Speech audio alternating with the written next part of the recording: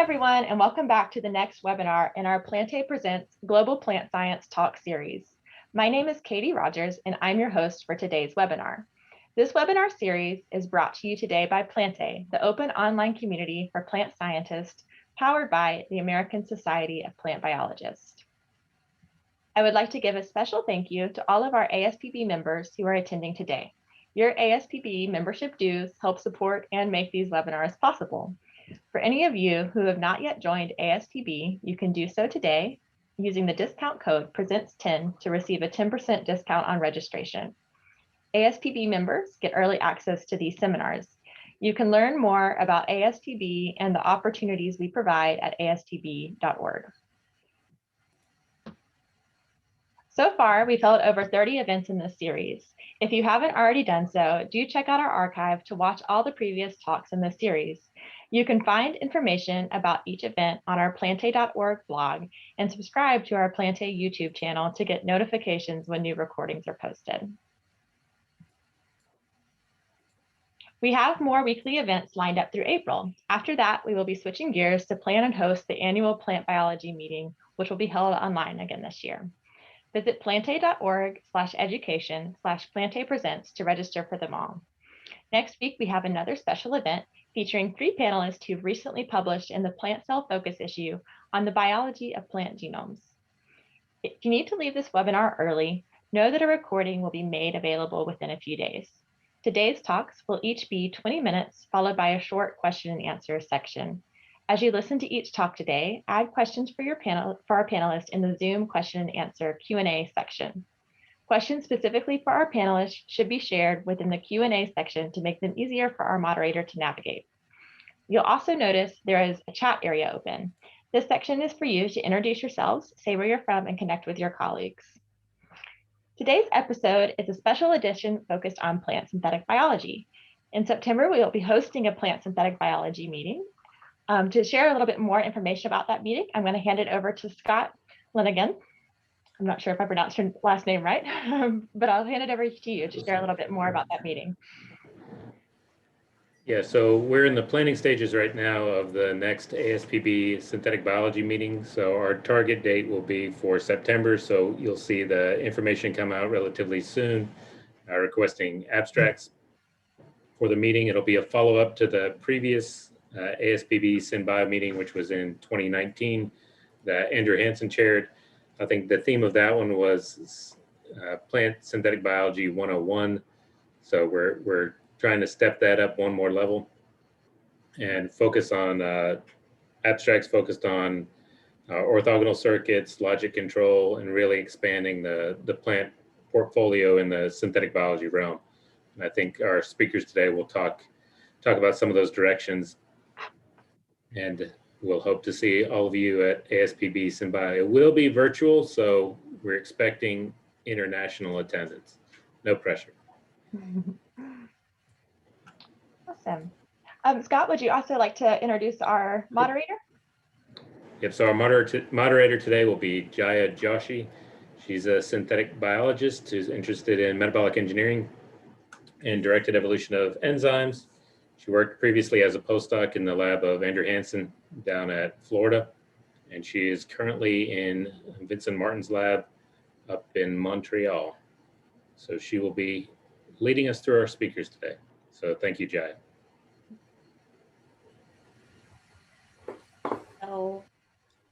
So I would just say maybe good morning, good evening, or even good night for some people. So hello, everyone. It's being warm weather in Montreal, so I would say a warm welcome to the Plant Webinar Series. I know it's early morning for some of you, and you all are thinking about coffee or breakfast, and some of us are already thinking about dinner. So one thing is going to be very common today in all of you, that you have decided to include something special in your menu, which is going to be to hear these 2 great speakers, Dr. Claudia Vickers and Dr. Guillaume Barbier.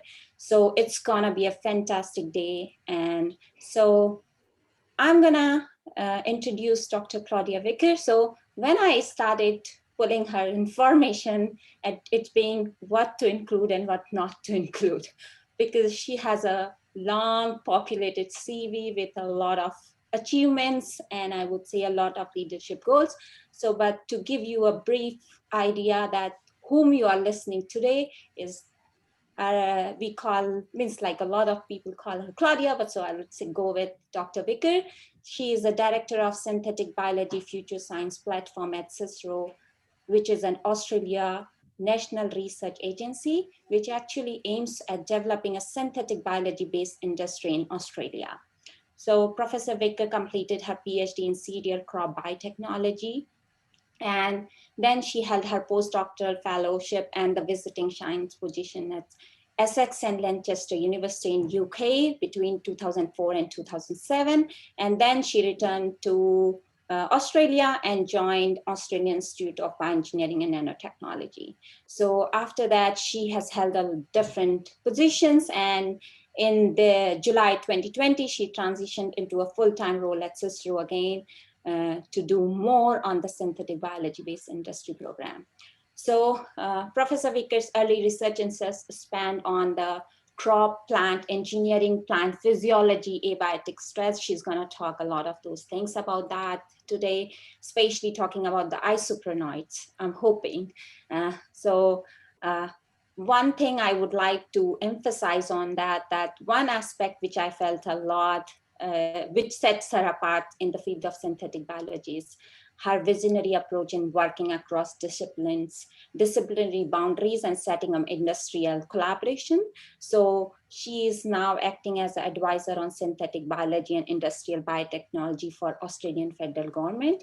And also she's sitting on the various scientific advisory board. So like I said, if I keep on talking, it will take me 25 more minutes to finish what she's gonna doing and what she can do in future. So I'll hand over to Dr. Vickers now, and I would ask all of you to post your questions on the chat box with your name, and I'll ask those questions after she finishes her talk. So over to you, Dr. Vickers. Thanks very much, Jaya. That was a lovely introduction. So I'm just sharing my screen. So I hope you can see the correct version. And let me just switch that over.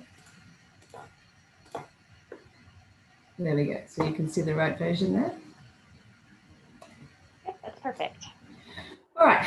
So good morning, good afternoon, and good evening to everybody wherever you are in the world. I'll take the opportunity to recognise the Indigenous peoples of the lands on which we are all standing in Brisbane here, the Turrbal and the Eora people, and they've been contributing to Australian science and research and discovery for 50,000 years in this country. I was asked today to talk a little bit about biofoundries, and so actually part of the time that I'll be talking today is about CSIRO and about our biofoundry and what they can do.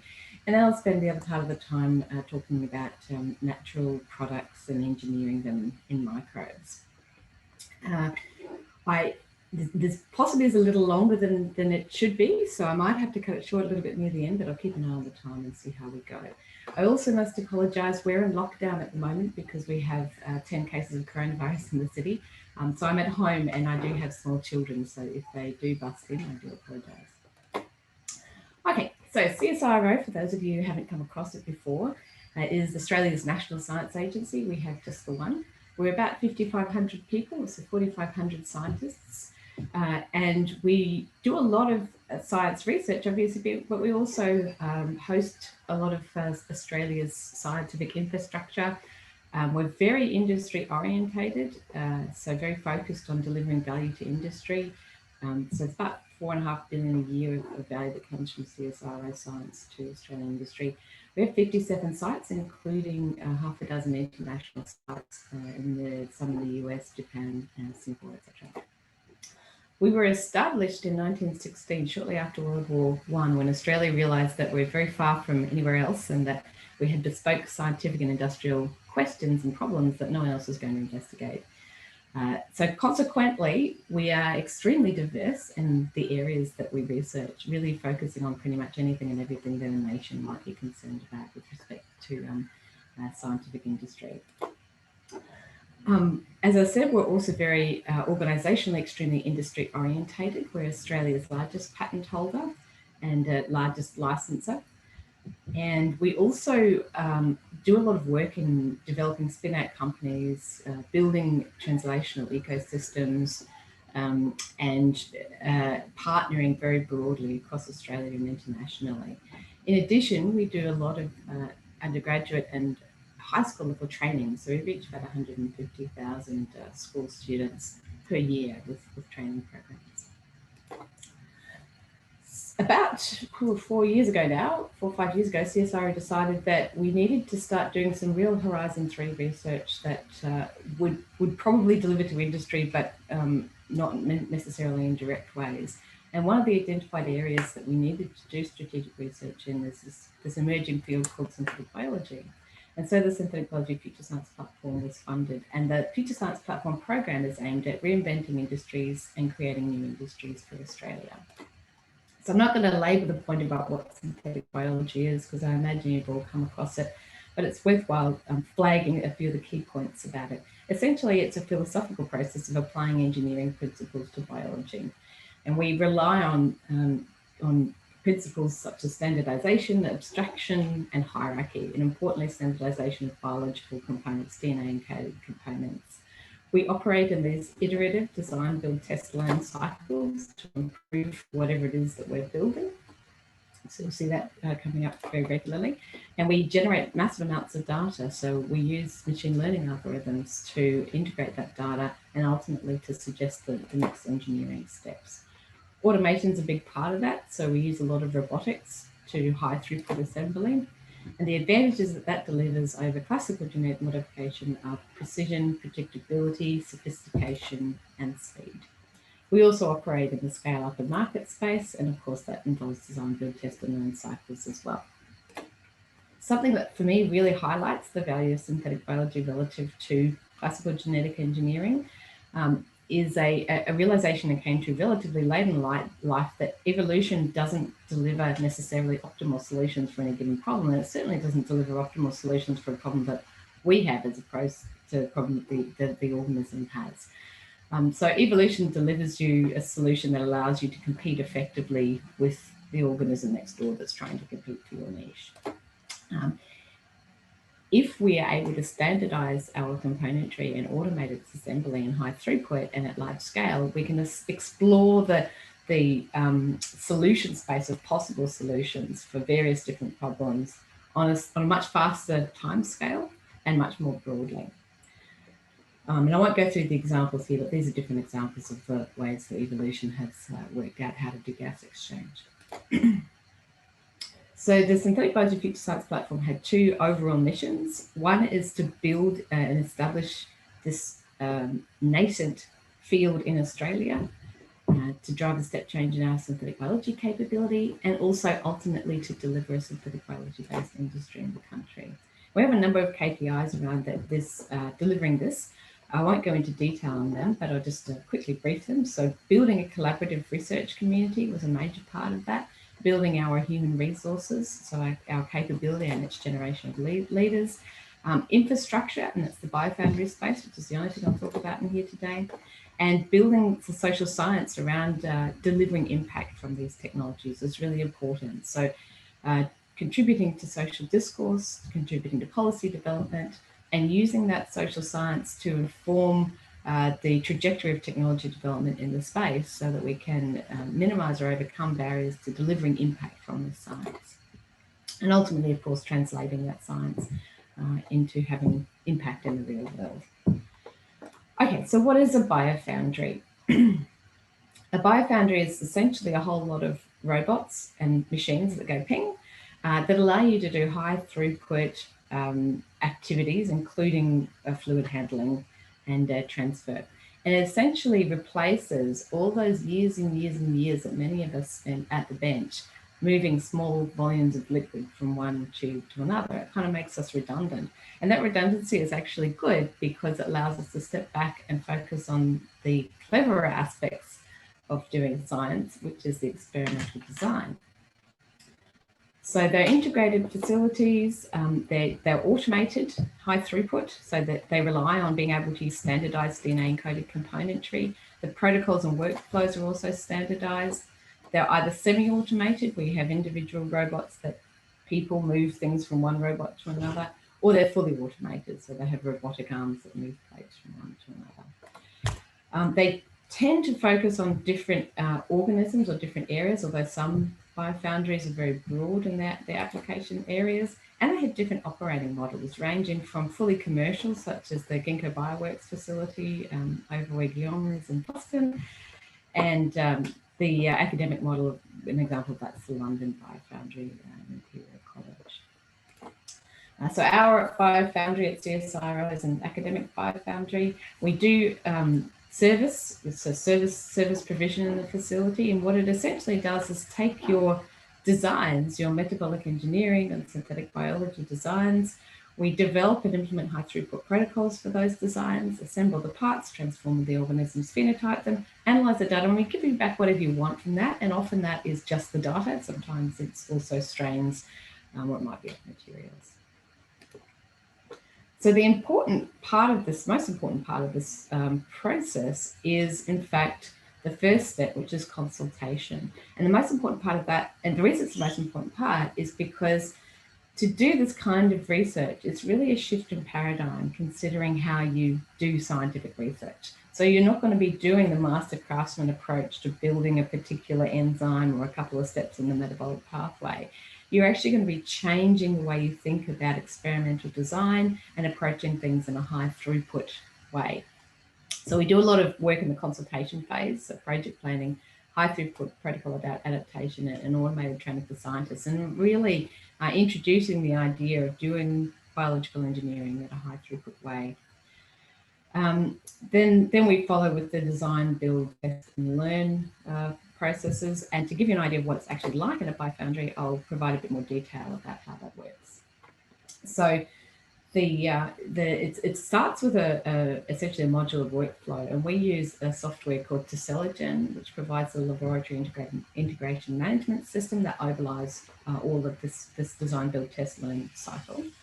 So we design the DNA, we assemble that DNA using a variety of liquid handling robots, and we've got several different ones in the facility that provide us flexibility in terms of volume and complexity of activities. Then we transform the organism, and at the moment we're working with bacteria, yeast, and diatoms, but we're expanding that capability. And then we use a pixel colony picking robot to do colony picking and phenotype selection. And you can see that pixel robot working away on the right-hand side there. And it'll pick based on a variety of different parameters. It might be fluorescence or color or anything that you want to code it for. We then go on to the colony screening around looking at DNA sequences and whatever particular bespoke screening approach works for that particular workflow. We can recover the DNA, we sequence it, we outsource that. We do any phenotyping required, so we have some metabolomics and some other capabilities. We have FACS and flow cytometry and FACS there. And we also then can integrate into our machine learning system, which is, process, which is being developed presently. The advantage of working at Biofoundry is that it allows you obviously to explore that solution space and look at much, much larger design numbers.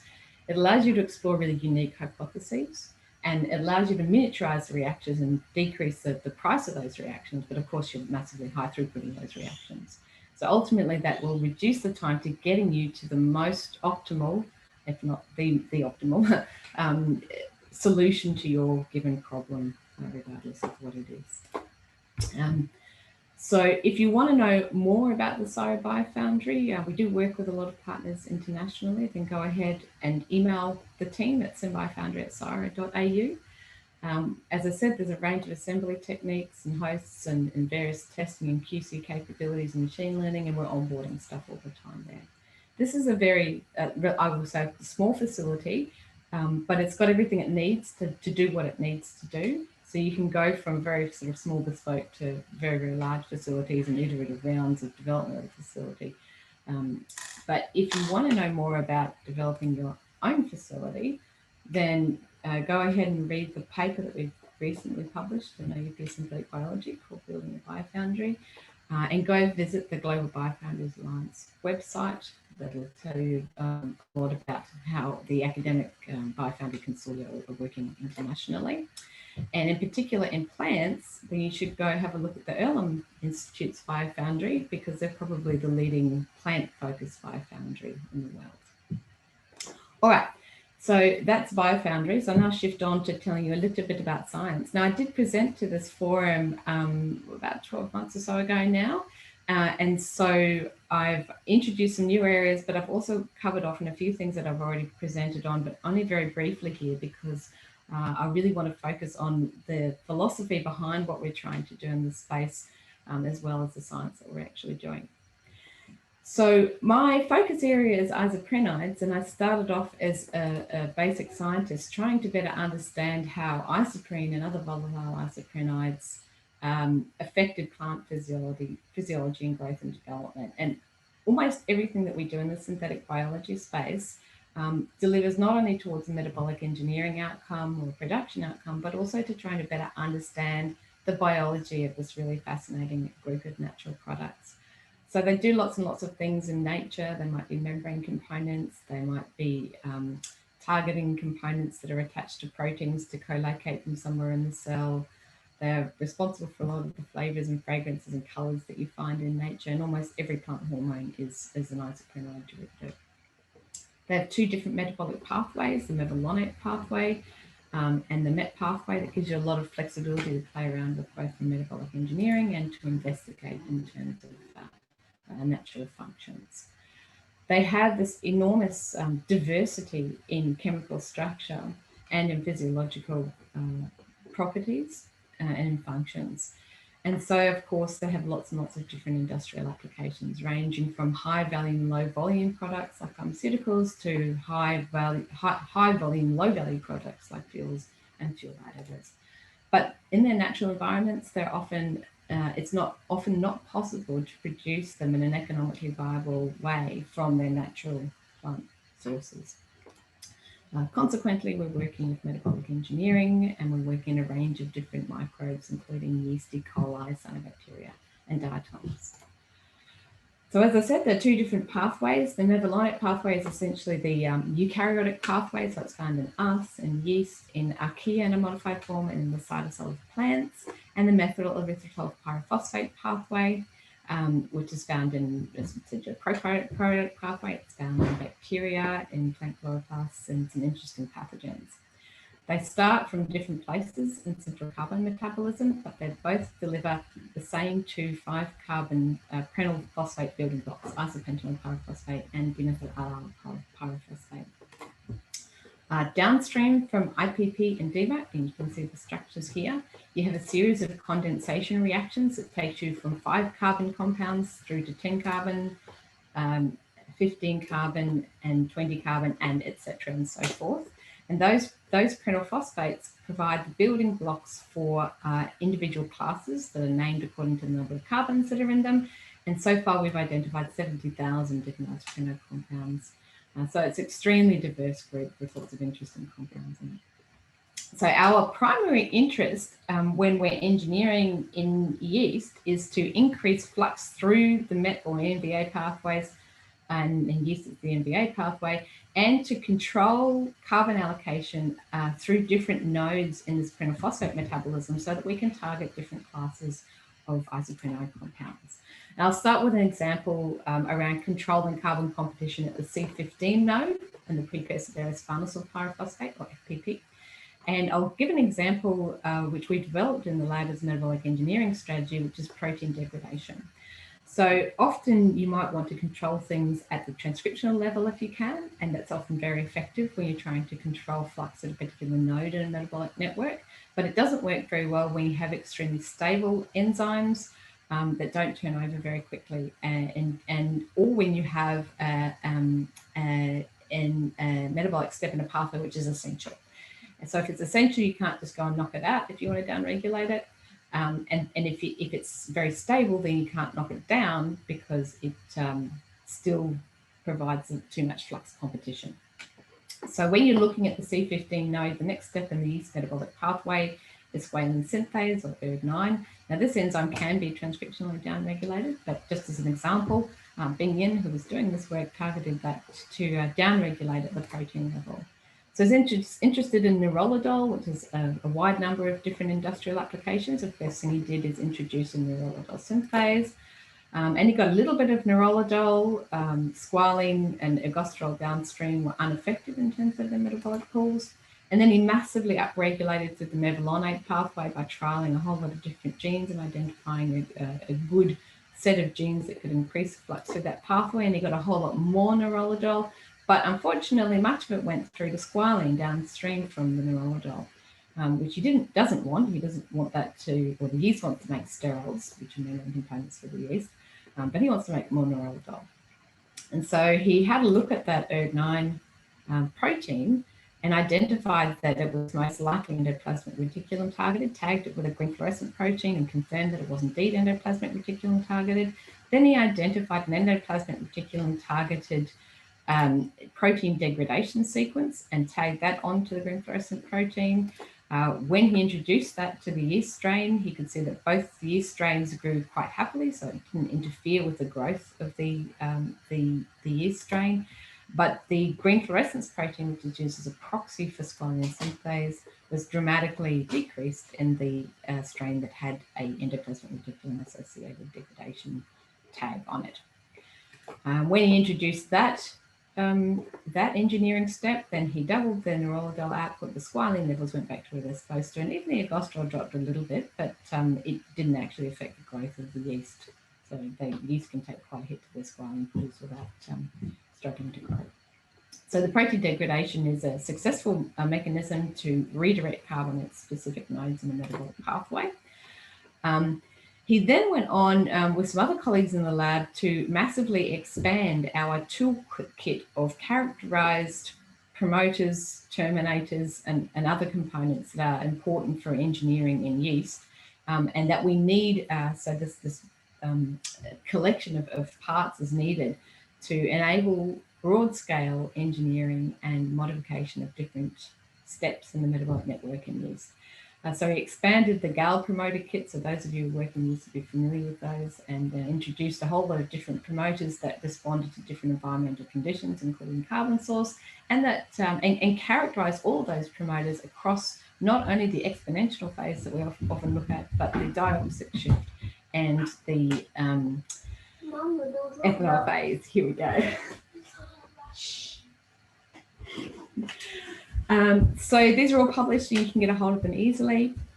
Please take use of those, or take advantage of those if you are working in yeast. So the next thing that Bing-Yin did was to choose a set of promoters that would deliver optimal production in his various different systems, and he produced neurolidol in batch culture and got to reasonably high titers, 400 milligrams per litre. And then he went on to do a fed batch cultivation, and he got 6 grams per litre of neurolidol. Now, this is industrially useful levels of neurolidol. So you can take that off and you can make polymers and various other different products by the time you get to that level of production. Okay, so the next thing that he looked at was a really tricky target, which is the farnesyl pyrophosphate. And he also was looking at protein degradation as a target for that one. So that one you cannot knock out, and it's extremely stable, and we'd have trouble with that particular node previously. So he used the Degron approach, so it's a cytosolic protein, and you need a Degron tag that is localized in the cytosol in order to deal with degradation of a cytosolic tagged protein. They're very savage tags, so they dramatically downregulate the levels of protein in the cytosol. You can see the wild type green fluorescent protein here and the 3 tagged ones here. And that's great, except that when you introduce that, it pretty much destroys all of the protein. And when he started, he couldn't actually get any strains back from that experiment. And so what he did was he took the target protein, which is ERG20 in this case, a phosphate synthase. He introduced a Degron, but he introduced a number of upstream elements that were ergosterol sensitive. And so as ergosterol levels dipped in the cell, they were able to respond and upregulate, and combinatorially looking at ergosterol sensitive transcription elements and the N-Degrons, he was able to get strains back that produced sufficient amounts of protein for these cells to be viable, And he was able to deliver 76 milligrams of limonene in batch cultivation, which is not very much. It's orders of magnitude less than where you need to be. But we have been able to improve that dramatically, so we can get grams per litre monoterpene titers in these strains as well, using an alternative technology that I'm not able to talk about yet. I'm going to very quickly introduce the idea of stragolactones, and then hopefully spend a couple of minutes on a new area that we haven't talked about yet. So stragolactones are interesting plant hormones. They have interactions in terms of plant architecture, in AM fungi branching, and in parasitic seed germination. So lots of potential applications in industrial biotechnology, including improving the yields and also suicidal germination of parasitic weeds. So I've got quite a large collaborative program looking at a whole lot of different areas in these stragolactones, including metabolic engineering, biosensors, and looking at the decoration of these, so P450 mediated decoration downstream. But I've only got time to talk about one thing today, and that'll be the metabolic engineering in microbes. So stragolactones are made through the methyl phosphate pathway in the chloroplast. They go through carotenoid biosynthesis pathways and produce from that pathway carlactone, which is a universal precursor, which is exported from the plastid into the cytosol and decorated on the endoplasmic reticulum. And you have a whole variety of different decorations of different structure-function relationships for those stragolactones. We were able to reproduce the stragolactone pathway inside yeast, so it feeds off the mevalonate pathway, introduce a carotenoid molecule and a carlactone molecule, and we've also now done some of the decoration steps downstream of that. But we're not producing very much at all of the carlactone, and so we decided that we wanted a high throughput mechanism to be able to identify when there were increased levels of carlactone intracellularly. So we started to work with Kirill Alexandrov and Jason Whitfield on these protein-based biosensors. And we're using a biosensor approach that involves circular permutation. So some proteins undergo very large physical changes when they bind their ligands. And the example on the left-hand side you can see is calmodulin. So you can physically move apart or bring together parts of the protein if you circularly permute or insert your green fluorescent protein somewhere on that protein structure. And if you do that in such a way that you don't damage the catalytic behavior of the enzyme that you're using, then you can turn it into a biosensor that either turns off or on, depending on whether or not the ligand is bound or unbound. So the receptor for stragolactones in petunia is an enzyme called DAD2 or D14. And this enzyme undergoes sufficient structural change upon binding with a ligand that you can use it as a biosensor. So Rebecca, who was working on this, tried inserting it in a number of different locations, and this is the most successful location, and it did indeed work effectively as a biosensor. And I have managed to skip the slide that shows how it functioned, but it functioned very, very nicely. And we're now able to use that as a high throughput sensor to identify the most successful engineered cell lines. And of course, you can use this to investigate the biology of these stragolactones more carefully as well. Okay, in the last couple of minutes, I want to introduce a new area of research that we've been working on for relatively new for the last couple of years, which is looking at virus-like particles as bespoke subcellular compartments and as proxies for enzyme behavior inside very crowded environments that happen inside the cell. So we're exploiting those as metabolic engineering cell compartments for a variety of different reasons. This is a collaboration between Pedro de Pablo and Trevor Douglas in Spain and in the States. We're looking at trying to better understand how enzymes behave in subcellular environments. But I'll only be talking today about how we might use these for metabolic engineering applications. So these artificial cell compartments, there's a number of them around at the moment. Virus-like particles is one of those. And there are a whole lot of different functions that we can use those virus-like particles for, both ex vivo and in vivo. And it comes down to essentially bio-inspired functions and artificial functions. So biology uses these subcellular compartments to sequester pathways and to protect them from biological interactions with the host cells and to spatially organize proteins. And that's what we've been using them for. So there are a number of different types of compartments that we can use. We have developed a Neurin Polyoma virus platform. It has a very open, porous structure that allows metabolite exchange. It has 72 of these pentameric capsoners that make up the outer coat protein of it. And it includes a couple of different proteins, so the VP1 and VP2 that form these pentamers.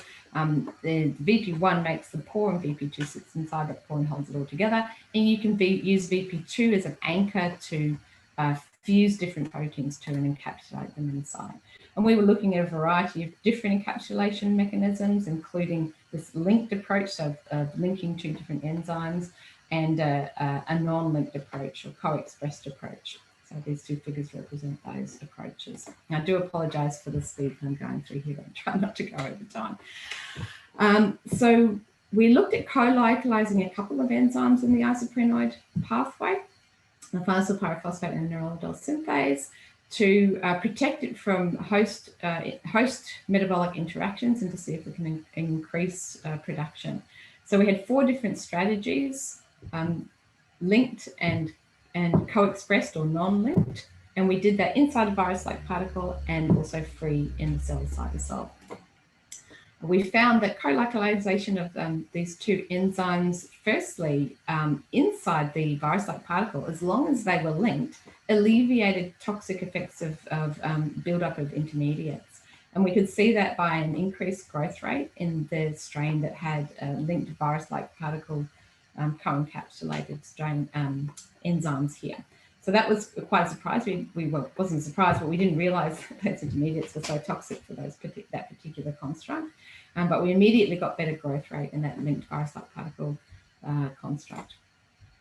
We also saw that we got significantly improved product titers in all cases, but somewhat to our surprise, the greatest increases obtained with a non-VLP fusion in the cytosol, a linked-free construct. So a virus-like particle in this case didn't deliver us the biggest or the best outcome, but it did alleviate toxicity. So despite having more, the cells don't grow very well. It's not very effective as a metabolic engineering strategy. Something else that was completely unexpected is that we found that we had very different ratios of neurolidol and its C10 cognate linalool. So C10 alcohol. So this is a non-specific enzyme, as many terpenoid synthases are. And we found that it was, in fact, quite non-specific and produces quite a lot of linalool. But those ratios production were inverted only if they were co-expressed inside a virus-like particle. And we got a lot more neurolidol production than linalool in that case. So this suggests that the spatial organization can be a novel approach to controlling product profile specificity of promiscuous enzymes. And I won't go into the theory of how that might work. Okay, that brings me to the end. Now it just remains to say thank you to all the people who actually do this work and conceive these brilliant ideas. And also thank you to you for your time. And apologies for the super fast go through. I thought I had 30 minutes instead of 25 minutes. So I will hand back to Jaya now. Thank you for your time. And I look forward to talking to you again in a minute about the philosophy of where simple biology might go on plants. So thank you, Dr. Vickers. I'm just waiting for people to, if they have questions, then I'm just waiting for them to, yeah. So I get a very good question, which is from Karan Malhotra, and he has asked, can you please talk about P450 based interaction sensors? I always get, this is also. Yeah, so I just pulled that out of the talk because there wasn't time to go into it. So we do have some biosensors that we have developed specifically to better understand which P450s interact with their cognate reductases, their CPRs. And we've now got a sensing system that can identify proximity.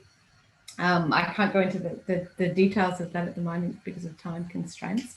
But yes, we can do it, and maybe flick me an email offline and I can talk to you a little bit about that. Jaya, it might actually be an idea to shift immediately to the next speaker since we're so short of time, because we do have a discussion session at the end, unless anybody has any really burning questions.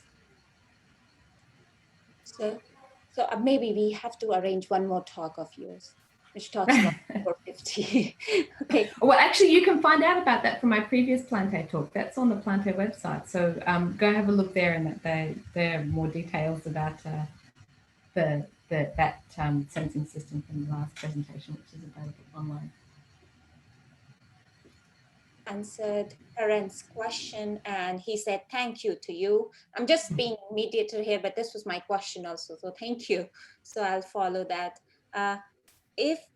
So I would say that if you guys have more questions, still Dr. Vickers will be here, or I can even pass on these questions later if we don't get time to discuss these ones. So feel free to shoot some questions. It's always a good way of interacting with Dr. Vickers. She's always busy, but I always feel like whenever you ask her some things, she explains it very well. So you will get the answer, okay? So if we don't have many questions here, so what I would say now that we will switch to our second talk, which is gonna be Dr. Guillaume Barbier is gonna talk about it. So, so we'll go ahead with it. And so let me introduce you to the second speaker, which is Dr. Guillaume Barbier. So welcome, Dr. Guillaume Barbier. I know I have seen, so earlier we had done quite a series, and that's where we did talk to you. One of my colleagues did talk to you. So I just want to say thank you again for coming to Plantae. It's always a pleasure to you being here. So Dr. Guillaume Barbier is a biofertility program director, nitrogen fixation, especially in the Joint Bio. And so a lot of you guys know Joint Bio. So just to give a brief overview of his scientific career, he received his PhD from Michigan Technical University with expertise in protein expression system and metabolic engineering. So before joining Joint Bio, he was a senior scientist and program lead at Novozymes for 8 years. There he started being involved with the Bio-Egg Alliances, something done between Novozymes and Monsanto about using microbes for agriculture purpose. So to be very frank, I'm literally kind of stalking Guillaume for a long time, because when I worked with Monsanto, I heard, oh, they work on this one. And I was like, oh, this is a cool thing. And that time SynBio was not even a big thing. So it's like a long time back. But when Ginkgo Bioworks and Leaps by Bayer announced a joint venture, which is known as the Joint Bio, that's where Guillaume found an opportunity to implement his vision to use synthetic biology platform to develop microbial solution for plant nitrogen fertilizer. And that's how they are decreasing the environmental impact of agriculture. So today he's going to talk about his vision about engineering of biological nitrogen fixation for a sustainable agriculture. So thank you, Dr. Barbier. And now I'm handing over to you, and feel free, guys, to ask your question, and I'll just pass on to him after his talk. So thank you very much. Thanks for the introduction. I'm going to share my screen.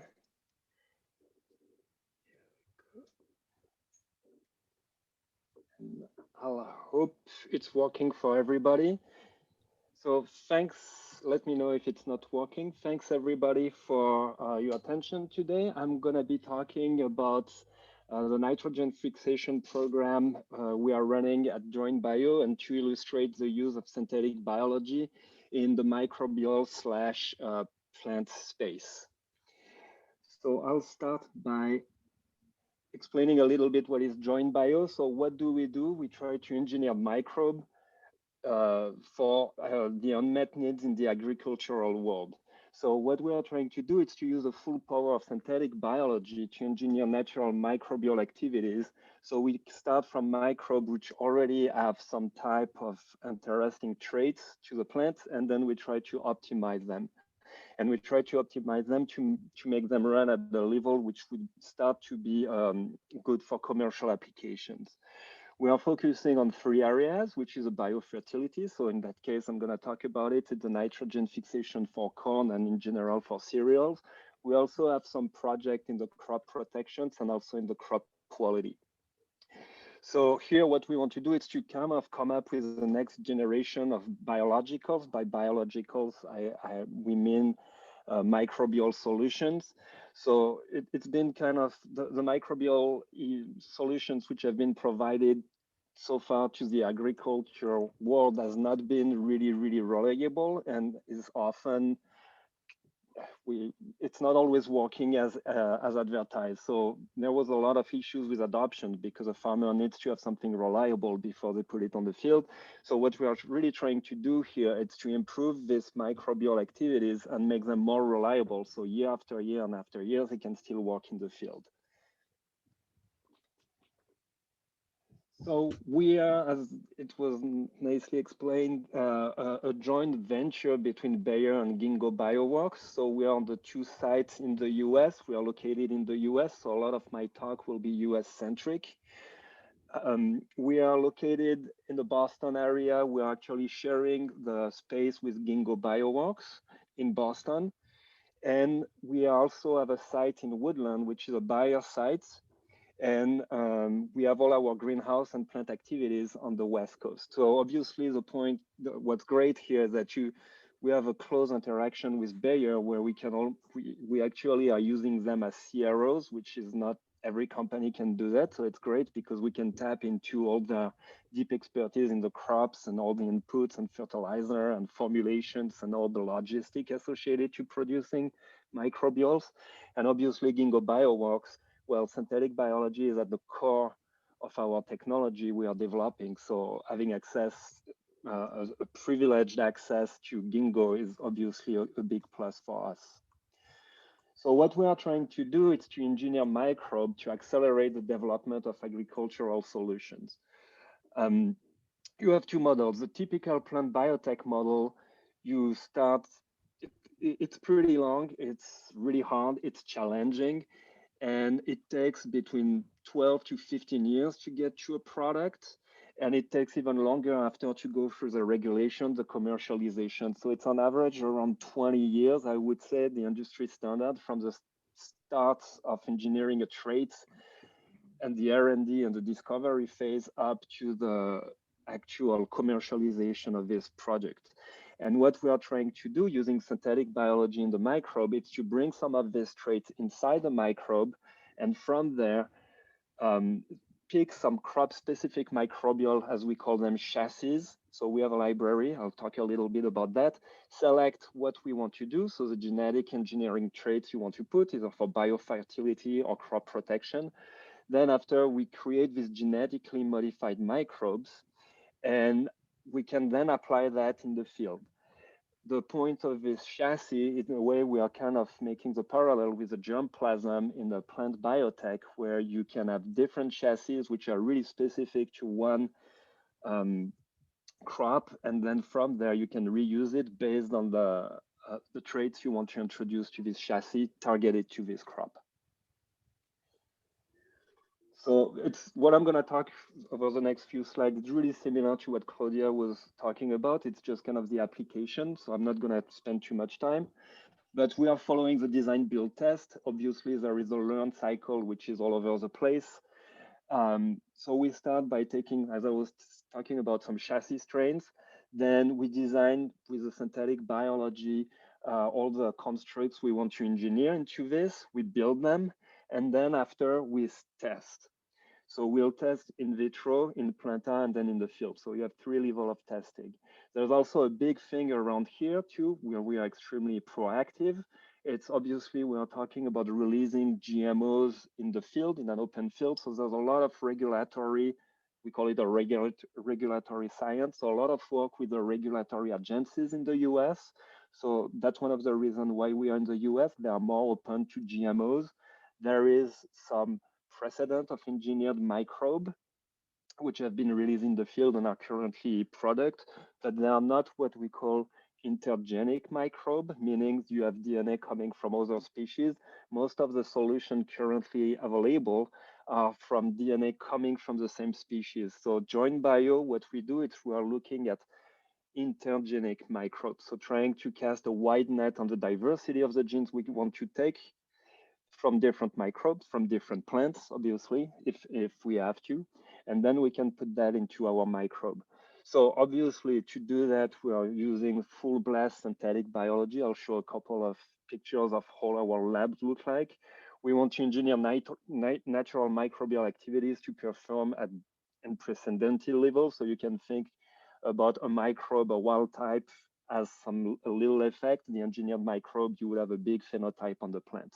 Otherwise, it's not a commercial product, and you're not going to convince the farmer that your product is useful. We are doing a lot of protein and pathway engineering.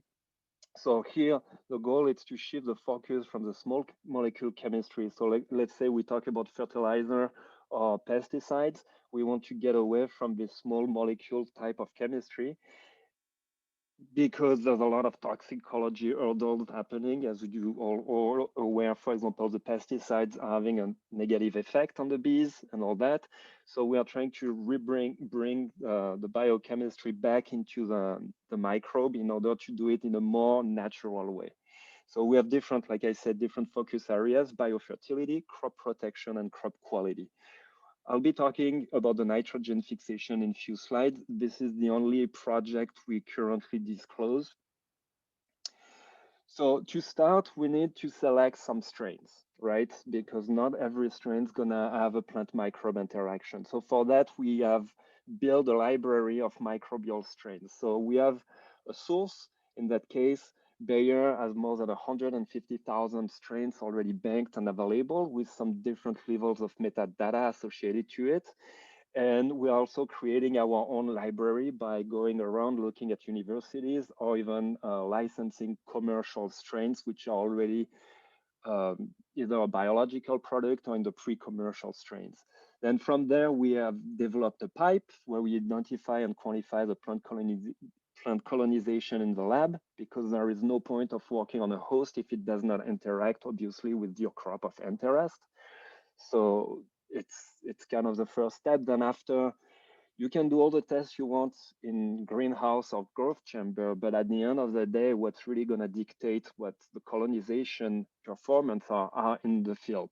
Everything, we are talking about a product. We are not trying to do things for publications or at the R&D. We are trying to go commercial. So at the end of the day, whatever you do needs to be tested on the field. So it's the same for the chassis or the engineered strain. So once we have validated these strains on the field, then we can domesticate. So what we call by that is to actually create all the genetic toolbox necessary and the bioprocess as well as the formulation. Because again, if you can engineer a microbe and it colonizes, but you cannot produce it at scale in a 100 cubic meter type of fermenter, you're going nowhere. You're not gonna produce the world supply of your next product using a shake flask. So it's extremely important to integrate this industrial component into our vision. And obviously safety, right? It's the first and foremost. We need to be careful. The strains we are using are coming from the soil, and they are not always fully identified and characterized. So we have to be extremely clear. We are doing all the safety tests we can, toxicology, in vitro screening of what we call the bad actors. And then from there, we are generating reusable chassis libraries. So highly characterized plant-associated microbes, which can be crop or tissue specifics. You can also, the localization can be specific. It can be in the rhizoplane, in the rhizosphere, in the roots, on the phyte, systemic, folia, you can imagine. So we are looking at all these characteristics, and the idea is to get a panel of chassis trained. Then you develop the tools, and then from there you can go full blast into synthetic biology. So where we are right now, so the company is 3 years old, about 3.5 years old. So often we've been showing a lot of this corporate presentation with absolutely no results to show, but only talking about what we will be doing. So now we can finally, almost 3.5 years into it, we generated some results, and we can start talking about results. As you'll see, as every good corporate presentation, there's no unit associated, but at least we can show that we've been doing some things and we have some results and we are moving forward. So we've went through a lot of characterization of our chassis strains, and we do now have different strains which are colonizing or interacting with the microbe to the different phase of the corn evolution growth. So right now, what we're obviously targeting in the case of nitrogen fixations are everything between VE and V10, even 2R1. That is where the nitrogen uptake is always the most. It's mainly between, from what we've seen, between V6 and V10. That's usually this time of the year where it's about June, July, the weather gets warmer. And so the nitrogen uptake is more important because the plant is growing and generating most of its biomass, not the grain filling, but the biomass. So when we talk about nitrogen, so to this audience, it's pretty obvious. Nitrogen feeds the world. The only thing we can say is that we are the world population around 7 billion. If we had no synthetic fertilizer, as it was mentioned at the late 1800s, the prediction was the max population the Earth could sustain was about 4 billion, and I believe they were expecting the end to reach that level in the 1930s, 1940s. So the fact that we were able to develop some nitrogen fertilizer production by extracting the nitrogen from the air using the Haber-Bosch process has been extremely key in order to sustain this extra 3 billion people which are living on the earth. Interestingly, and maybe most of you know that, but about 15% of your nitrogen in the human body, in our body, is actually coming from this Haber-Bosch process. So a fixed nitrogen, a chemically fixed nitrogen process. So here to the right, what I'm showing, it's some of our assays. So what I'm trying to show here is that we have sensitivity in our assay, in our greenhouse, and it's sunny California over there. So it's just to show that in a way we make this standard curve where we put different ppm of nitrogen. And the idea is that you drop your microbe in one of this application and you look at the impact compared to the one which is not treated with your microbe. So synthetic fertilizer has obviously a significant environmental cost, either at the application when the ammonia is turning into nitrous oxide, which has a huge heat capacity, even stronger than CO2. So it's a terrible greenhouse gas.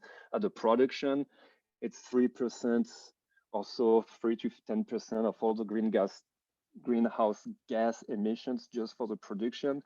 And the production takes at least 3% of the global natural gas usage. So there's a lot of pollution. Now, let's be honest, it's not because we come up with some natural system that all this energy is going to go down. It's going to obviously be reshuffled toward other applications, but at least we can prevent some of the runoff, which are creating this anoxic zone in the Gulf Stream, in the Gulf of Mexico. So all the nitrogen which are used in the Midwest are going through the Mississippi River, and eventually they get in the Gulf of Mexico, and they see that seasonally they have this anoxic zone. So it's a zone where all the oxygen is used up because there's an abundance of nitrogen, and that's killing everything. And it's interesting to know that about less than 30% of the fertilizer applied to the industrial agricultural field is actually absorbed by the plant. So 70% goes all over the place. So by being able to generate ammonia or nitrogen type of molecule containing ammonia, usually, and being in close vicinity of the plant, you may have a better transfer of your nitrogen compound, and you may be able to reduce just right there the amount of nitrogen.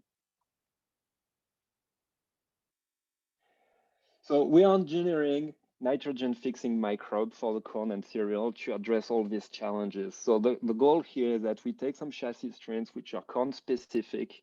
We work on the nitrogen fixation pathways. We engineer it. So we take a big synthetic biology approach, and then we engineer the strain, and hopefully we'll get you a seed treatment. You coat on the seed, and this nitrogen from this bacteria, engineered bacteria from the get-go, can provide ammonia or nitrates depending on how it works, if the nitrification bacteria is in the soil or not. And from there, you help the development of your corn. And the idea is to start from a seed treatment, and then hopefully your microbe can stay there through the whole growing season. So there is also a huge advantage for the farmer, is that you're it's a simplification of the farming operation. Usually farmers go 2 to 3 times in the field to put nitrogen. They cannot go in the late season because the plants are too high and the equipment is not built for that. And so if you can have locally in the roots of your corn some little nitrogen fertilizer factories just there, then that provide nitrogen up to the late season and also reduce the cost of the farming operation. So what we are trying to do is to engineer microbes to replace up to 1/3 of the synthetic nitrogen fertilizer, which is currently applied in plants and deliver in the late season for the nitrogen demand of the plant. We are obviously focused right now in the US because, as we said, it's the most amenable country so far to accept GMOs. And we are working more specifically with the geography we are targeting is a corn belt. So I'm gonna go back a little bit to what Claudia was saying earlier with the way we work. So we use joint bias and engineering. It's all about engineering microbes in high throughput. So the key, the traditional labs, you have one hypothesis or you have 50 hypotheses. You have to prioritize them to see which one's gonna work. The point of doing at scale modification is that you don't prioritize your hypothesis, you just try everything. So we use this design build test, which is a lot of robots, and we use different type of approach. So as I said, in our case, we are not constrained by the filler of the microbe we are using. We can really cast a wide net and take all the genes which we think are necessary or can give us an advantage and just try. So we are not trying to just pick and choose, but we are just, okay, well, how much do you want to try? Well, in that case, well, actually, these are from publications, but we are generating exactly this type of approach where we go from a phylogenetic space. We look into the protein networks to kind of group them, and then we passed on top of it the phenotype we observed. And that allows us to see fast which filler or which class of proteins are working better and are generating the phenotypes we are looking for. So as you can see, in order to generate this type of data, you'll need a lot of data. So this is how our labs are looking like. So as I said, we are located in the Ginkgo Bioworks lab. We also have our own instruments and our own robots to do some of these things. The top picture right there, it's about 1/3 of a lab, and there are 5 of them like that. And this one is a more recent one where they have like fancy arm stuff to grab the plates and put them from one step to another one. It's almost starting to look like an assembly line to some extent. So that's great to have all that, but what's the point if you don't do anything, right? The point here is to generate at scale, but first and foremost, it's to also generate data. So here on the right, you can see an example of what we've been doing. You have the wild type strains to the left. So one key too, which needs to be one point, and maybe to elaborate, it's great to be able to design DNA and transform at scale and generate hundreds or even 1,000 strains a week, which is about the numbers we are generating, more 1,000 strains a month. But if you move that bottleneck, you get into another one, which is the testing. So what is key is to also develop the in vitro test and eventually the in-Plantae test to be able to match this type of output from your design and build. Because if you design 1,000 strains, but you have a low throughput assay and you can only test 10 strains, that's an issue. So that's also something to think into the to include into the synthetic biology. It's what's next, and make sure you're not under-dimensioned and you have the right output of flux of microbes or mutants you can test. And obviously with that, there's a big data component. You need to be able to generate these results. You need to be able to analyze them, and you need to be able to learn from it. We are not super sophisticated in this area yet. We are building all these capacities. So to the right, what I'm showing is that you have the wild type strains. So wild type strains we started from. Then we introduce one modification. We see like the hockey stick you can trend people always look for, And then we see some improvement compared to the wild type strain. Then now you add another modification. So some are negative, some don't do anything, but some are positive. So you kind of build like that by an iterative cycle. So we do the design build test, we learn, and then we re-inject into our cycle. And then eventually we do this design. So we design by computer. This is automatically sent to the synthesis department. Then we also, now we are at a point where all this is integrated. So from the design to the building of the synthesis of the DNA, to the assembly, to the cloning, and to the transformation of some of our chassis strain, it's all high throughput. So it's all done on robots and allows us to be extremely flexible into our hypothesis we want to test, but also extremely fast into our building. The bottleneck here is obviously plants, because plants, it has a mind of its own, and in the end, whatever we are doing, we can have the best in vitro bug, but if it does nothing on plants, it's totally useless. So our whole pipe is done in a way that at every steps we have decisions, criteria to move one candidate strains to the next level, and then eventually we get at the end to the greenhouse. So to give an order, maybe roughly, you might be generating thousands of strains, and you can test in the greenhouse hundreds of strains. So you have to go down by an order of magnitude for your pipe. No, the main question, it's nice to have this design build test in vitro and test in Plantae, but is it working? That's great to have all this, but if you're trying to sell snake oil, or if you're producing random numbers, that's useless. So here it's what we can show. It's not really over time, but it's kind of a condensed view of some of the tests we've done.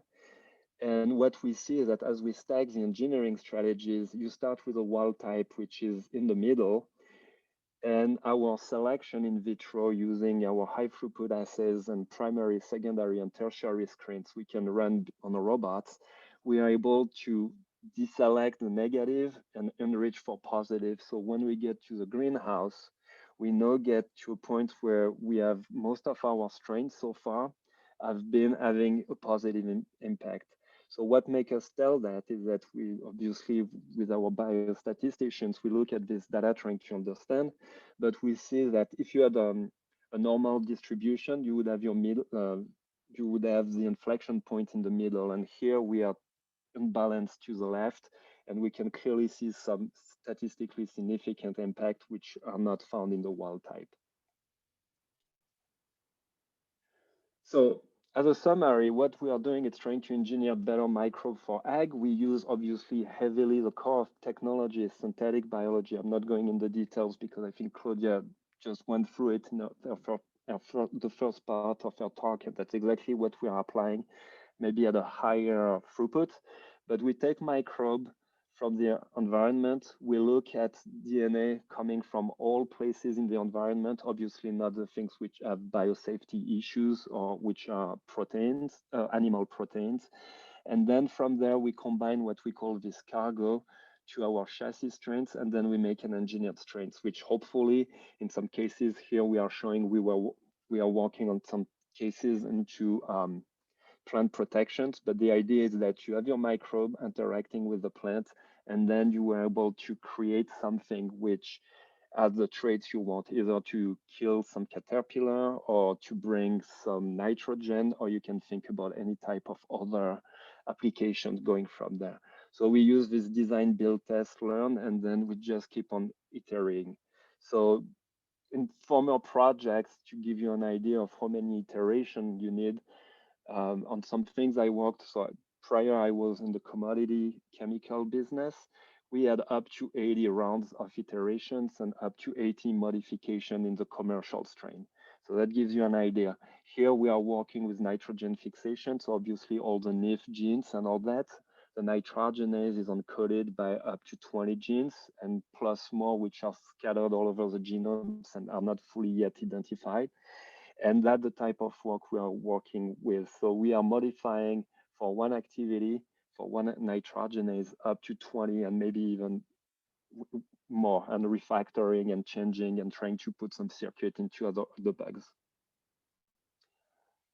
With that, I think that all this is just an older picture. So interestingly, over COVID, we were about 30, and during the confinement, we more than doubled. So we are about 60 to 70 people right now in this company. This was taken in our California site, obviously. And with that, I'll thank you all for your time and attention. Here's my email if you have questions too, you want to take offline or reach out to me or the company in general. Thanks a lot for your time.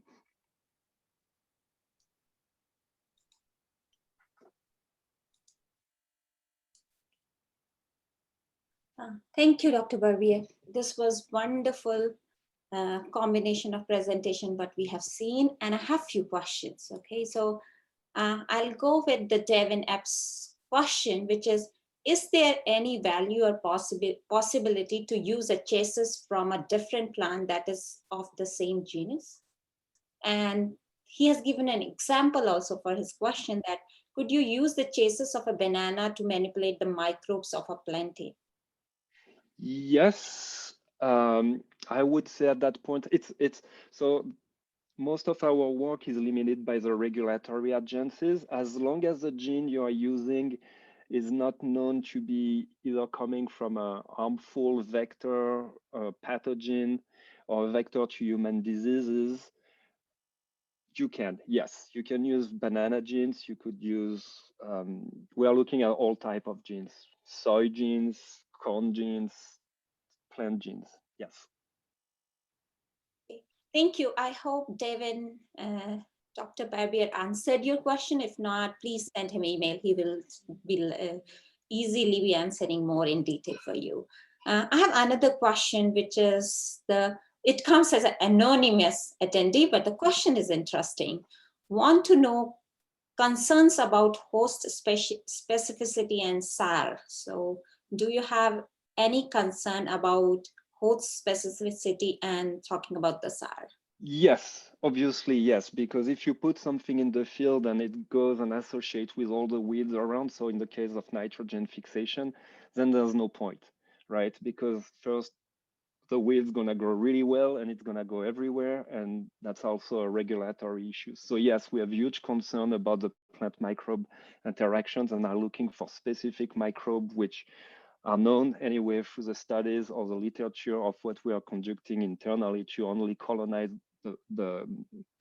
colonize as much as possible the plants, the target plants. Yes. Thank you. I have two questions coming from Shubhashish. I'll add both of them because they look kind of a combination. You can use it. He's asking if this Oxeco maize, which is an end-to-fixation system you explained, is transferable to other maize lines and other cereal crops. So if I understand the question, if the microbe we are developing can be used on other crops, is that correct? No, because there should be, we are looking at, and maybe the previous questions answered that, but we are really looking at microbe specific or as specific as possible to the crop we are targeting. So if we use ones, in theory, the answer should be that for every crop, you develop most likely a specific strain. So he has a question in relation to that, is there a growth penalty with introduction of these nitrogen fixers? Do you see any growth penalty in your experience? On the microbe or in the plants? Plants, I think. On the plants, yeah. On the plants so far, no, because we are not forcing any, we are not taking any resources the plant is not giving already through its root exudate. So all the carbon and energy source are, in our case, since we're looking at root colonizer, coming from the plants. And we are not modifying the plants or doing anything to increase the flux of carbon compound through the roots. So on the energetic side, we are not trying to do anything. Now there's always possibilities of crosstalk between the plant and the microbe. But what that's why we are testing our wild type, obviously unmodified, and make sure there's no yield penalty or growth penalty first. I have one question, and it's coming from Andrew. So Dr. Andrew Henson is asking, how persistent in the field soils are the engineered strains? So that's a good question. The goal, obviously, here is to have microbes which do not persist once the growing season is over. So if you look at the colonization pattern we've been using, in some cases you cannot detect the microbe by the current detection methods past R1. So we would be targeting microbe which naturally disappear. As everybody must know in this audience, the root exit gate composition varies a lot through time. And so we are targeting microbe and engineering them to, or in the future, or that's one of the strategies, to target the carbon source which are exuded by the plants during this time and make them not able to utilize the carbon source which are then exuded by the plant at a later stage. So I have quick question. I'll take these two questions because they came on the same time, and then maybe we can take it later, some other questions, which is coming from Devanshi. And her question is, corn is associated with mycorrhizal fungi, and that also helps in nutrient transfer. So are you also looking at the AM fungi or only bacteria you are focusing on? So currently we are looking mainly at bacteria. We are looking into the fungi space, but this is a different beast. It's not yet as amenable to synthetic biology from the beginning to the end. Not yet. Not that it's not possible. It's been used in the protein production industry for more than 50 years, so a lot of tools are there, but we have not yet been able to make it fully amenable to our high throughput pipe. Yeah. Mainly around transformation. That's what I saw. Earlier I was working on E. coli. It was easy to do things, and then when I came to yeast, I have to optimize everything again. And filamentous fungi it's an art more than a science almost.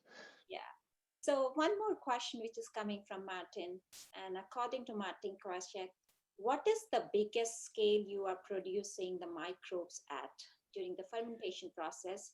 And is formulation and survival of microbes a challenge or not?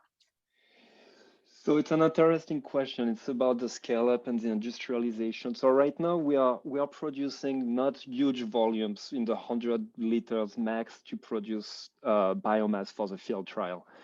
Obviously, yes, manufacturing can be a bottleneck. So that's why in our pipe, when we select the chassis strains from the get-go, we put some what we call bioprocess step to make sure that it's not going to come and bite us later. So considerations such as the cost of the media, for example, if you have to add vitamins and things like that, that can be a huge issue on your cost. So we are taking that into account as much as possible. I think there is one more question, and what I would say that this is gonna just for the time's sake, that I would love to hear these questions and I would love to hear answers. But this is the last question, again coming from Subhashis, which he says that I hear a contradiction that if the microbe is designed to use a specific carbon form secreted by the host, then how the host fixed carbon is going to be spared by the association. So I think that's where genetic circuitry and juicible promoter gets into action. So you have a metabolism which can happen during the fermentation, and you can turn it off, and then after you can revert to another more natural metabolism when it's in the field or in contact with the plant. So for just because of the time, I'm again saying, please keep the questions coming. I see again one question coming from Emery Goyer. So I'm not sure, Katie, we have time to take this last question, or you want me to just say later? Yeah, let's go ahead and take one more question, partly because this is a really great topic. Yeah, that's why it's coming from Emery Goyer. So have you looked at whether the engineered microbe changed the plant microbe composition or not? No, that's our next step, to look at the population dynamic when we introduce the engineered microbe and see how it impacts the natural microbiome. So we have not done that yet, and we are on our way to look at that. So with this, I would say that I am just stopping here with the question answer session, but I would just say that please feel free to send your question to this Q&A session with this one, or even send it to Dr. Barbier or Dr. Vickers. They would love to answer your question. And with that, I would like to pass on to Katie for the final remarks. Thank you, Katie. Yeah, thank you, Jaya, for doing such a great job with all of the moderation. And thank you to all of our audience for putting in these questions. It's been a really great talk. And thank you all for staying a bit longer today than we had expected. I think that's a good sign for the plant synthetic biology meeting that's coming up. We do encourage you to stay tuned with more information about that. It will be in September. And so if you are, subscribe to ASPB's newsletter and also follow us on social media channels. We have ASPB channels and also at Plantae_org channels. So definitely stay tuned for more information, and we'll share that as we have announcements about registration and how to submit your own work. Yes, thank you all for joining, and thank you again to our speakers and Jaya for doing such a great job. We'll see you at the next Plantae Presents and hopefully at the synthetic biology meeting. Thank you, everybody. Bye, everyone.